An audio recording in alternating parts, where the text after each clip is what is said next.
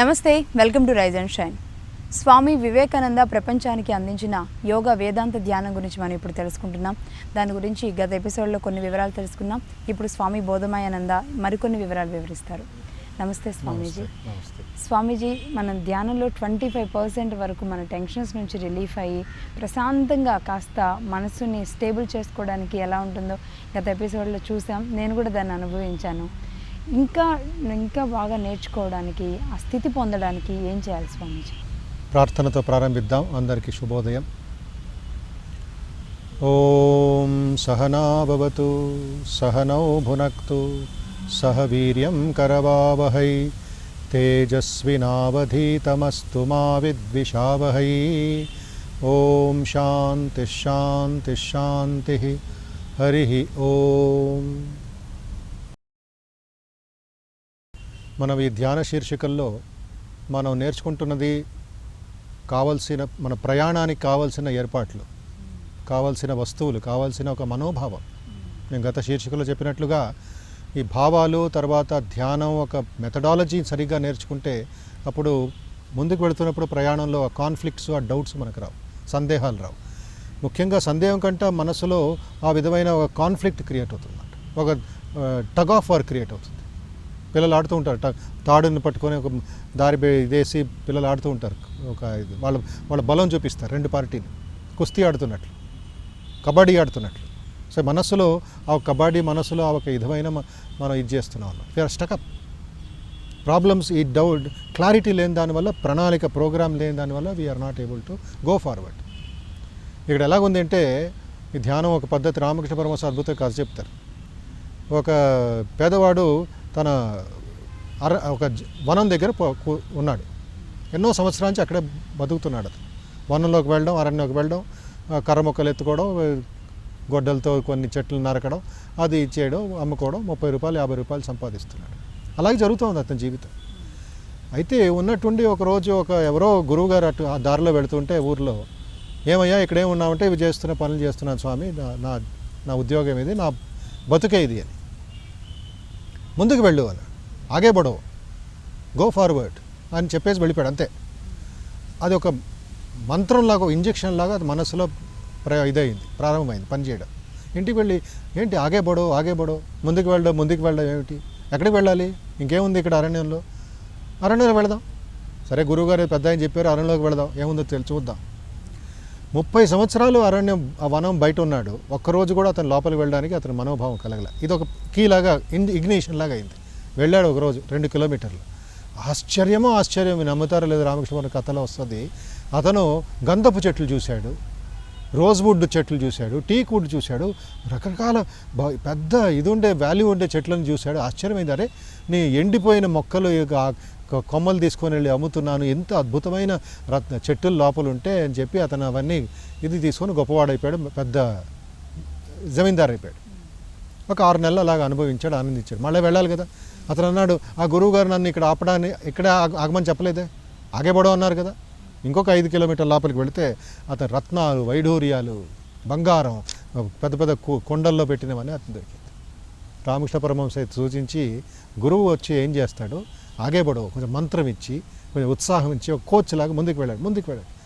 ఎండిపోయిన కొమ్మలు, ఎండిపోయిన ఆకులు అవి తీసి, నీకేమయ్యారు, నీకు ఆనందం, లోపలికి వెళ్ళి, ఇంకా లోపలికి వెళ్ళి, ఇంకా లోతుగా వెళ్ళు అని రామకృష్ణ పరమహంస ఒక అద్భుతమైన పాట పాడేవారు. ఓ మనసా డుబు డుబు డుబు మాన్ రూప్ షాగోరే, ఆనంద షాగోరే రూప్, మునిగిపోవు మనసా, ఆ బ్రహ్మానందంలో మునిగిపోవు మనసా, dive deep O my mind చెప్పుకుంటూ ఉండాలంట. ఇది ఆటో సజెషన్స్. మనమే చెప్పుకోవాలి, ఎవరు చెప్పకర్లే. గురువు దగ్గర కావాల్సిన ఉపదేశం, కావాల్సిన సలహాలు తీసుకొని చెట్టు కింద కూర్చోనో, ఒక వనంలో కూర్చోనో, లేకపోతే ఒక గదిలో ఒక మూలలో కూర్చోనో, ఒక వాతావరణం క్రియేట్ చేసి అక్కడ ధ్యానం చేయొచ్చు, అక్కడ ఏకాగ్రత పెంచుకోవచ్చు. ఇక్కడ అందరూ తెలుసుకోవాల్సిన విషయం ఏంటంటే, ఈ ధ్యానానికి ఏకాగ్రతకి ఆ వ్యత్యాసం కొంచెం క్లారిటీ రావాలి. ఎందుకంటే ప్రజల్లో ఆ ఒక కన్ఫ్యూజన్ ఉందన్నమాట ఇప్పటికి కూడా. కాన్సన్ట్రేషన్ అన్నప్పుడు ఏదో వస్తువు మీద కాన్సన్ట్రేషన్, కానీ దీని మీద కాదు, తత్వం మీద కాదు. తత్వం అనేది ఒక లోపల పంచదార కంప్లీట్ కరిగిపోయే నీళ్ల గ్లాస్ అంతా తీపిగా ఉన్నట్లు ధ్యానం. అది అంతవరకు నువ్వు కాన్సన్ట్రేషనే.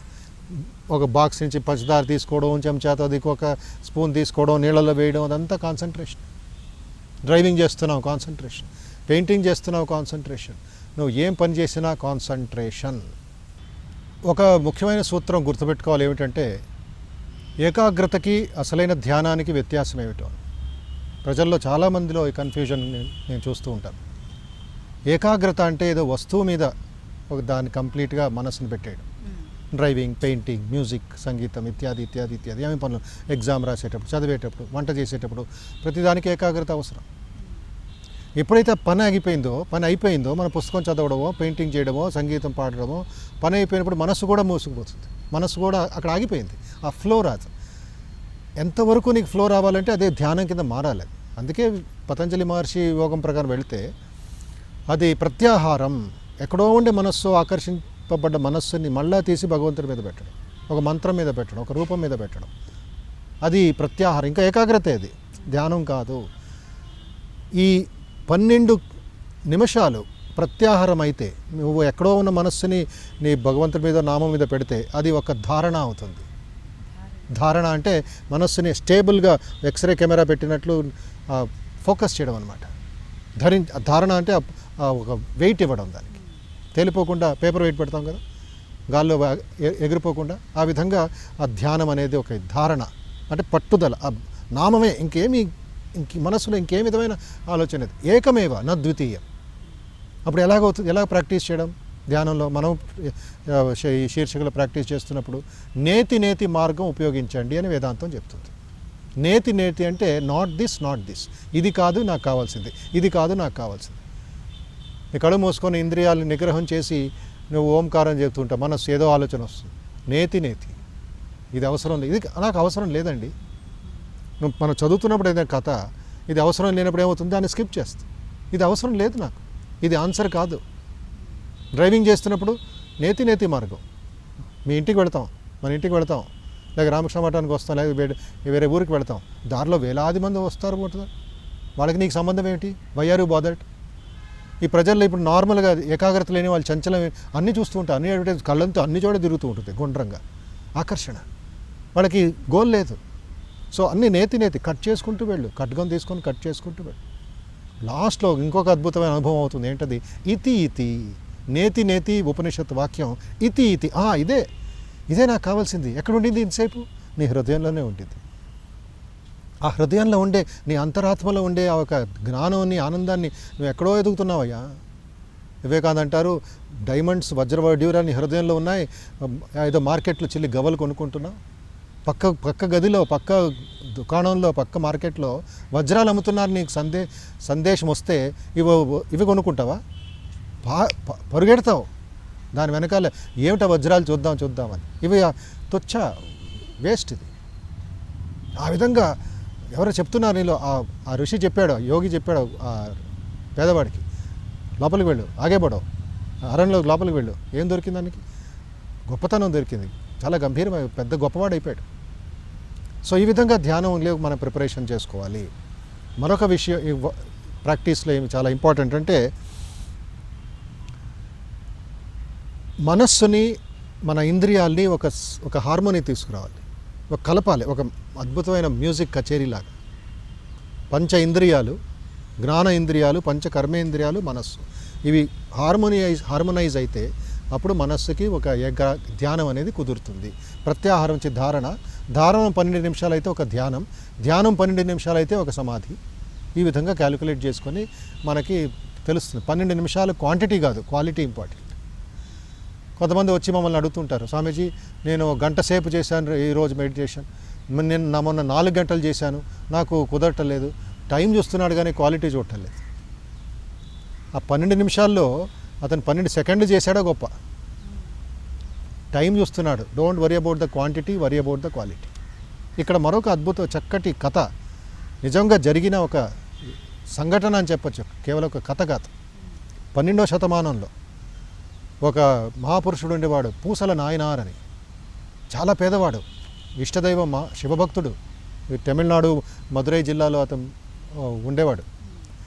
ఉన్నటువంటి కోరిక, శివుడికి ఒక దేవాలయం కడతాను, ఇష్టదైవానికి దేవాలయం కట్టి ఆయన ప్రతిష్ఠ చేస్తాను, అదే నా జీవిత గమ్యం అనుకున్నాడు. అందరూ చెప్పాడు, కొంచెం ఏమైనా ఇవ్వండి అయ్యా, విరాళం ఇవ్వండి. అందరూ పేదవాడా నువ్వు భిక్ష అడుక్కుంటున్నావు, ఇదేం కావాలి నీకు, అవన్నీ తిరస్కరించారు. చాలా బాధ కలిగింది. ఆల్ రైట్, మీరెవరు నన్ను సహాయం చేయరు కదా, నీ ఒక క్షేత్రంలో ఒక ఏరియాలో నేను దేవాలయం కడతానంట. ఏంటి అది క్షేత్రం? అతని హృదయంలోనే, అతని అంతరాత్మలోనే దేవాలయం కడతాడు. సుమారు 4-5 సంవత్సరాలు అవుతుంది. ఎక్స్కవేషన్ నుండి, భూమి తవ్వే సమయం నుండి గోపురం వరకు ఆ దేవాలయం కట్టుకొని వస్తాడు. ఎలా కడతాడు? అతని మనస్సే ఒక రూపం తీసుకుంది. మనస్సే ఒక ఇంజనీర్, మనస్సే ఒక సప్లయర్, మనస్సే ఒక మేసన్, మనస్సే ఒక డిజైనర్, మనస్సే ఒక విజిటర్. అతని మనస్సే వేరే రూపాల్లో చేసుకొని ఆ ధ్యానంలో మునిగిపోయి 4-5 సంవత్సరాల తర్వాత అద్భుతమైన దేవాలయం కట్టాడు. కన్నీళ్లు కారిపోతున్నాయి, ఆనంద బాష్పాలు ప్రవహిస్తుంది, పొంగిపోతున్నాడు ఆనందంతో శివభక్తుడు. ఇంకా కుంభాభిషేకం చేయాలి, టెంపుల్ ప్రోక్షణ చేయాలి. పంచాంగం చూశాడు, పలానా సోమవారం శివుడి ప్రియ రోజు, ఈ ముహూర్తం 9 గంటలకి ఉదయం నేను కుంభాభిషేకం చేసి నా ఇష్టదేవాన్ని ఆహ్వానిస్తానని డిసైడ్ చేసుకుని అందగుడు. అదే సమయంలో మరొక రాజు, ఆ జిల్లాకు చెందిన రాజు ఓ దేవాలయం కడుతున్నాడు. రాజు కదా, సంపద ఉంది, డబ్బులు ఉన్నాయి, అన్నీ ఉన్నాయి. ఇంకా పెద్ద వజ్ర వైడూర్యాలతో బంగారంతో దేవాలయం కడుతున్నాడు, బయట ఇటుకలతో రాళ్లతో. అది కూడా 4-5 సంవత్సరాలు గోపురం వరకు వచ్చింది. ఆ రాజు కూడా అన్ని విధి చేసి పంచాంగం చేసి పూజారులు పిలిచి ఏ ముహూర్తంలో కుంభాభిషేకం చేస్తే ప్రోక్షణ చేస్తే ఎలాగ ఉంటుంది అని వాళ్ళు అదే చూశారు. సోమవారం 9 గంటలకి అదే సమయం ఇది ఇచ్చారు. రాజు హాయిగా ఒక గవర్నమెంట్ సీల్ వేసేసి ఆయన సిగ్నేచర్ పెట్టి అందరికీ ఆహ్వాన పత్రిక పంపించాడు. ఆ రోజు రాత్రి మహారాజు పడుకొని ఉన్నారు, నిద్రపోతున్నాడు. 1 గంట సమయానికి మహాదేవ శివుడు ఆ రాజు ఒక కలలో వచ్చి, భక్తుడా, నీ భక్తికి మెచ్చి తిని, అయితే ఒక సమస్య ఉంది ఇక్కడ. అదే సమయం, అదే ముహూర్తం, అదే రోజు ఇంకొక భక్తుడు నన్ను ఆహ్వానించాడు, నీకంటే ముందే నేను అక్కడికి వెళ్ళాలని అతనికి మాట ఇచ్చేసాను, నేను అనుకున్నాను. నీ కుంభాభిషేకం, నీ టెంపుల్ ఓపెనింగ్ పోస్ట్పోన్ చేసుకో చెప్పి వెళ్ళిపోయాడు శివుడు. ఈ రాజుకి పిచ్చి పట్టేసింది, ఇంకా కోపం వచ్చేసింది, డిస్టర్బ్ అయిపోయాడు, రెస్ట్లెస్ అయిపోయాడు. ఎవరు ఆ భక్తుడు, నాకంటా పెద్దవాడు, శివుడే వచ్చి చెప్తున్నాడంటే కనుక్కోండి, నా పర్మిషన్ లేకుండా, నా జ్ఞానం లేకుండా ఎవరు అతను వచ్చి చెప్పేవాడు. అందరు భటులందరూ వెళ్ళారు ముఫ్తీలో. ఎక్కడ ఏమి దేవాలయం ఎక్కడ కనబడతలేదు. గ్రామాలు తిరిగారు, జిల్లా తిరిగారు, మదురై జిల్లా అంతా తిరిగిపోయారు, అయితే వెళ్ళిపోయారు. ఎక్కడో పల్లెటూరులో ఒక చెరువు పక్కన ఈ అమలక్కలో వాళ్ళు మాట్లాడుకుంటూ ఉంటారు. పిచ్చివాడు, ఎదవాడు, పేదవాడు దేవాలయం కడుతున్నాడంట, మూర్ఖుడు అని వీళ్ళు జోక్ చేస్తూ ఉంటే ఈ భటులందరూ వెళ్ళి ఎవరెవరని కనుక్కొని సిబిఐ లాగా వెళ్ళి అతను తలుపు తీసిన వెంటనే ఏం చూస్తారో అతను ఆనందంలో కన్నీళ్లు కారుస్తున్నాడు, తేజస్సుతో నిండిపోయాడు, ప్రకాష్ నిండిపోయాడు, ఆనందంగా కూర్చొని ఉన్నాడు పూసల నాయనారు. చీఫ్ మినిస్టర్ గారు వెళ్ళి లేపి అతన్ని ఎక్కడ ఉంది కొంచెం గొడవ చేశారు. ఇతను ఏమి మాట్లాడకుండా ఇలా చూపిస్తున్నాడు, ఇక్కడ ఉంది దేవాలయం, తీసుకోండి, దీనికి పర్మిషన్ ఎవరు అడగలేని శివుడి ప్రార్థన చేస్తాడు. వీళ్ళకి అర్థం కాలే. మళ్ళీ తిన్నగా డాక్టర్ మహారాజ్ దగ్గరికి వెళ్ళి ఇలా అంటున్నాడు, హృదయం చూపిస్తున్నాడు, మాకు అర్థం కాలేదు ప్రభు, మీరే చెప్పాలి, ఏం చేయాలి, ఇప్పుడు అతన్ని అరెస్ట్ చేసి తీసుకురావాలా అని. రాజుకు అర్థమైపోయింది. కాలినడకలో రాజధాని నుంచి అతని గ్రామానికి వచ్చి, ఇప్పుడు అందరూ అనుకున్నారు ఇతన్ని పట్టేసి అరెస్ట్ చేసేసి అతను హింసిస్తారు, రాజు పర్మిషన్ లేకుండా కడుతున్నాడు. రాజు వచ్చి సాష్టాంగ నమస్కారం చేస్తాడు పూసల నాయనారికి. చేసి అసలైన భక్తి మీది, నేను అహంకారంతో గుడి కడుతున్నాను అని చెప్పి పూసల నాయనారు ఇది చేస్తాడు. అప్పుడు పూసల నాయనార్ని రాజు ఆ ఊరికి పిలిచి, మీరు ఎక్కడ ఉన్నారో శివుడు అక్కడ ఉన్నాడు, ఎందుకంటే మీరు హృదయంలో వస్తాడని శివుడు చెప్పాడు నాకే.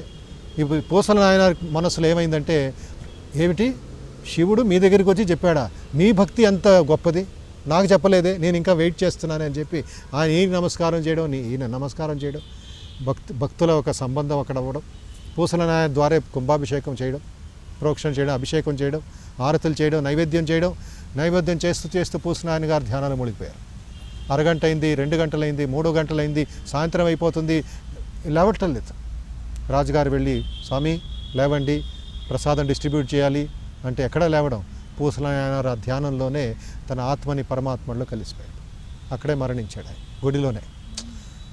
ఇది కథ వింటే ఎలాగొస్తుందంటే, మన హృదయంలో ఆ దేవాలయం కడితే పరమాత్ముడే మన హృదయంలో రాడా అని దీనికి కలుగుతుంది. ఈ అసలైన కథ ఇది, సంఘటన. తద్వారా మనకి ఏంటి స్ఫూర్తి అంటే, మనం కూడా ఆ విధమైన ధ్యానం చేస్తూ నామధ్యాన రూపధ్యానంతో రామకృష్ణ పరమహంస అన్నట్లుగా భక్తే హృదయ భగవానేర్ బయటక్కానా అంటారు బెంగాలీలు. భక్తుల హృదయం భగవంతుడి చావడి అని, భగవంతుడి యొక్క డ్రాయింగ్ రూమ్. ఒక పెద్దవాడిని, పెద్ద గొప్ప విఐపీని చూడడానికి వెళితే ఎక్కడ చూస్తారు ఆయన్ని? డ్రాయింగ్ రూమ్లో కలవమంటారు. అక్కడ వచ్చి అన్ని ఏర్పాట్లు ఉంటే డ్రాయింగ్లో వచ్చి ఏం కావాలనైనా అని. ఈ విధంగా మన హృదయంలో ధ్యానం చేస్తూ ఉంటే ఆ ఇష్టదైవాన్ని మనం ఆహ్వానించి ఇహతిష్ట ఇహతిష్ట ఇహతిష్ట అని అది ప్రాక్టికల్స్లో మనం తెలుసుకుందాం. ఎలాగ ఆ గుడిని మనం మన హృదయంలో కట్టవచ్చు, సాధ్యం. It is possible. ఆ విశ్వాసంతో, నమ్మకంతో మనం ధ్యానం చేయాలి.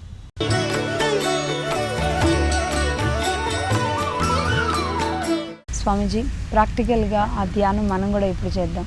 ఏ విధంగా చేయాలి? ఇప్పుడు ప్రతి శీర్షికలో మనం చూస్తున్నట్లుగా మొదటి 3 మెట్టులు తొందరగా ముగించుకొని 4వ మెట్టు పువ్వు వికసించే వరకు మనం చూసాం. అది ఈ పూసల నాయనార్ గారు ఏ విధంగా ఆహ్వానించారు శివుణ్ణి, దానికి ఒక చిన్న ఇది ఉంది. ఇహతిష్ట ఇహతిష్ట ఇహతిష్ట ఇహ సన్నిధై అని పిలవాలి, ఆహ్వానించాలి. ఇప్పుడైతే మన హృదయంలో కల్మషాలు లేవో, శుద్ధ మనస్సు అయిపోయిందో, ఏర్పాట్లు అయిపోయిందో, ఆసనం అన్నీ దేవుడి కోసం వేసామో, గెస్ట్ కోసం వేసామో, అప్పుడు ఆహ్వానించాలి. ఆహ్వాన పత్రం దేవుడికి ఇవ్వాలి. భక్తి హృదయ భగవానేర్ బయటకాన, ఆయన మన హృదయమైన దేవాలయం అయినప్పుడు మనం ఎందుకు ఆ ఆపర్చునిటీని వదులుకోవాలి? ఎందుకు మనం ఇంకా ఈ గొడవలతో, ఈ నెగిటివ్ మైండ్తో చీకట్లో ఎందుకు బతకాలి? టార్చ్ లైట్ ఉన్నప్పుడు అడవుల్లోనే వెళ్ళొచ్చు, ఆత్మజ్యోతిని వెలుగుతాం. ఆ విధంగా మనం ప్రాక్టీస్ చేద్దాం. మనం స్థిరంగా సుఖంగా కూర్చొని యథాప్రకారంగా మన ఆరోగ్యం, మన బలం, మన సామర్థ్యం, శారీరక బలం అవన్నీ ఉన్నత స్థానంలో ఉంది అని ఆలోచిద్దాం. ఆత్మవిశ్వాసంతో ఏకాగ్రత ప్రయోగం, అభ్యాసం. 1 నిమిషం కొద్ది క్షణాలు ఏకాగ్రతతో మనస్సుని గమనిద్దాం. అన్ని మూలలో చెడ్డ ఆలోచనలు, అవసరం లేని విషయాలు అవన్నీ మనం త్యజిద్దాం, అన్నీ వదిలేసుకుందాం. శుద్ధమైన మనస్సుని చూస్తూ ఉందాం. లోతుగా శ్వాస నిశ్వాసం తీసుకొని, శ్వాసాన్ని మన శ్వాసకోశలు నింపుకొని, positive breathing, pure breathing, peaceful breathing. అపవిత్రమైన ఆలోచనలు, చంచలమైన ఆలోచనలు, మనస్సుని అన్నీ బయటికి నిశ్వాసం ద్వారా బయటికి పంపించేద్దాం. Exhale all the negative, all the impurities. మనలో ఉండే బలహీనత కూడా బయటికి వెళ్ళిపోవాలి. ఇప్పుడు మెల్లిగా మన ఏకాగ్రతని మన ఛాతి మధ్యలోకి తీసుకువెడదాం. మీ కుడి చేయిని హృదయ మధ్యలో పెట్టుకోండి. ధ్యాన క్షేత్రం అది. మీ హృదయం అనేది ఒక దేవాలయం. ఆ దేవాలయంలో 12 దళాల ఒక పద్మం వికసిస్తుంది, వికసించి ఉంది, అందంగా ఉంది, ప్రకాశంగా ఉంది. దాని దళాలు చాలా అందంగా ముద్దు ముద్దుగా ఉన్నాయి. మన దైవాన్ని ఆ ఆసనం మీద కూర్చోడానికి ఆహ్వానిద్దాం. ఇహ సన్నిధై ఇహ సన్నిధై ఇహ సన్నిధై అని చెప్పుకోండి. సన్నిధి అంటే ఆసనం. మన హృదయమే ఒక దేవాలయంలో ఆ ఇష్టదైవం, ఆ ఇష్టదేవత గణేశుడో, శివుడో, వెంకటేశ్వర స్వామియో, రామకృష్ణ పరమహంసో, కాళీమాత. ఆ భగవంతుడు మన హృదయంలోకి ప్రవేశించి మన ఆహ్వాన పత్రాన్ని మన్నించి మన హృదయంలో కూర్చున్నట్లు డీప్గా ఆలోచించాలి, చూస్తూ ఉండాలి. ప్రత్యక్ష అనుభవం కలగాలి మనకి. అంతవరకు ప్రాక్టీస్ చేయండి. ఓంకారం 4-5 సార్లు పఠిద్దాం. ఓ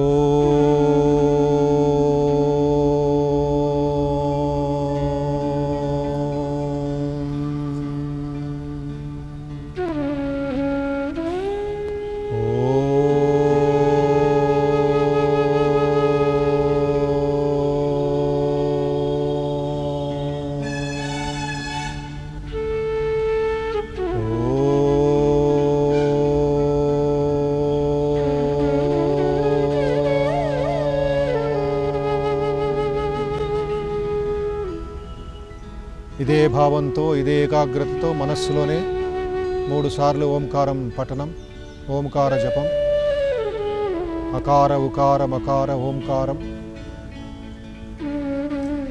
బ్రహ్మాండంలో నాద బ్రహ్మ ఇది. మీ శరీరము, మీ మనస్సు, మీ హృదయం అన్నీ పవిత్రమవుతుంది, శుద్ధమవుతుంది. బాగా ప్రార్థన చేయండి. ఇష్టదైవం రూపం తలుచుకొని నమస్కరించుకోండి. ఇతరుల కోసం ప్రార్థన చేయండి. ఇతరుల మీద ద్వేషం, అసూయ, ఈర్ష్య, కోపం ఇలాంటివి దుర్గుణాలన్నీ మీ ఇష్టదైవ పాదపద్మాల దగ్గర అర్పణ చేయండి. మనస్సు ప్రశాంతమై మీ హృదయం ప్రకాశమవుతుంది. ఏదో విధమైన భావంతో ధ్యానం చేయాలి. దాస్యభావం కావచ్చు, పితృభావం కావచ్చు, సంతాన భావం కావచ్చు. ఈ విధంగా తమస్సు నుండి జ్యోతి వైపు వెళదాం, మృత్యువు నుండి అమృతత్వం వైపు వెళదాం. ఇదే ధ్యానం ఒక లక్ష్యం, ధ్యానం ఒక లాభం. జ్ఞాన, భక్తి, వివేక, వైరాగ్యం కోసం ప్రార్థన చేసి